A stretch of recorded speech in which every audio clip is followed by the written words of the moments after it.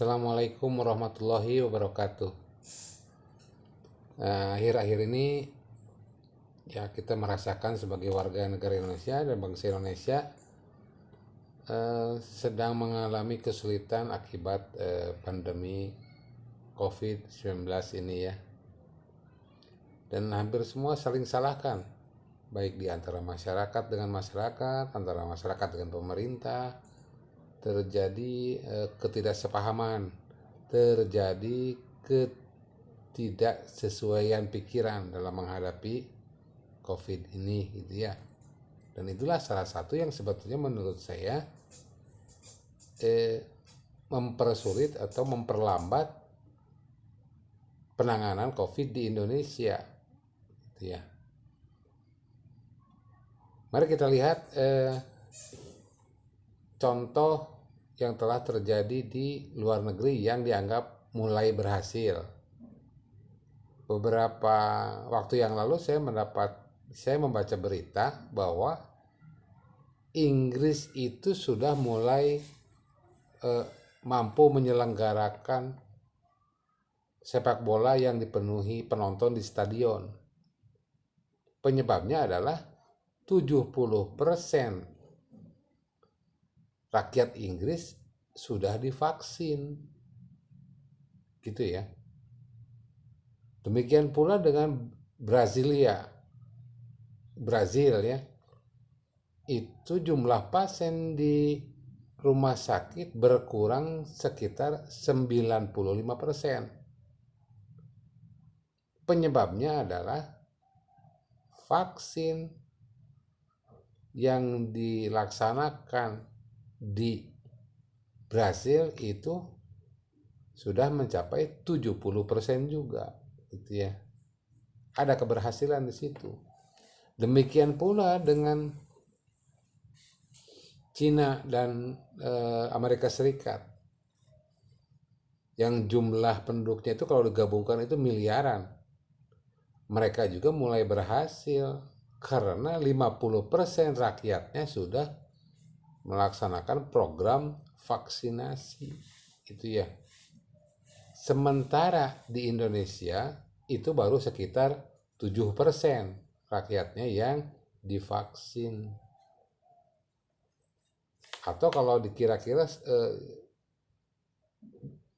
jumlahnya itu 17 juta warga, padahal penduduk Indonesia itu ada 269 atau 270 juta penduduk.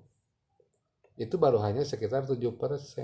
Artinya masih panjang, masih belum sampai 25% sampai hari ini gitu ya. Artinya program vaksinasi masih ada waktu yang harus dilaksanakan. Hal itu juga yang membuat masalah COVID ini masih belum selesai gitu ya. Jadi kenapa sampai seperti itu?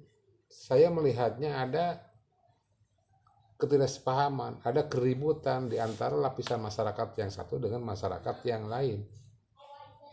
Termasuk di antara masyarakat dengan pemerintah, saling salahkan. Kata sebagian kecil masyarakat, pemerintah gagal menangani COVID. Kata pemerintah, masyarakat abai terhadap prokes, protokol kesehatan dan PPKM. Gitu ya. Jadi sering salahkan. Gitu ya. Ada pro, kontra, pendukung pemerintah, sama suaranya dengan pemerintah, yang pendukung, yang anti pemerintah, ya terus menyuarakan kegagalan pemerintah. Gitu ya. Jadi sulit atau lambat untuk selesai. Kunci untuk menyelesaikan masalah COVID di Indonesia ya, sebetulnya kita sudah punya kuncinya, yaitu sikap gotong royong antara pemerintah dengan masyarakat dan masyarakat dengan masyarakat gitu ya.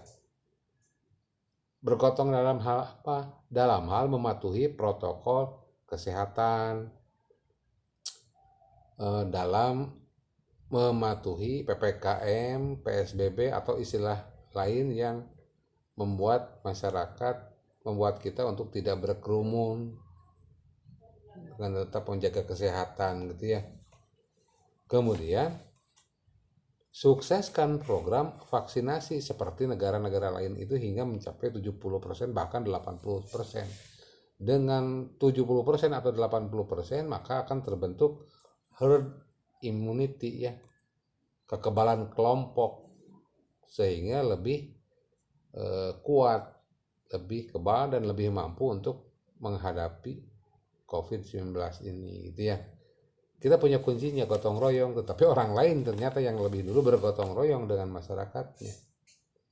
Nah itu masalahnya. Coba kalau kita kembali antara masyarakat dengan pemerintah, masyarakat dengan masyarakat bergotong royong bersama-sama untuk melawan atau keluar dari permasalahan COVID ini.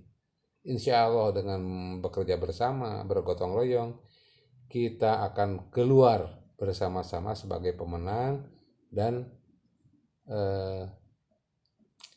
ya mudah-mudahan lebih baik dibandingkan masa-masa sebelum COVID malahan ya. Assalamualaikum warahmatullahi wabarakatuh.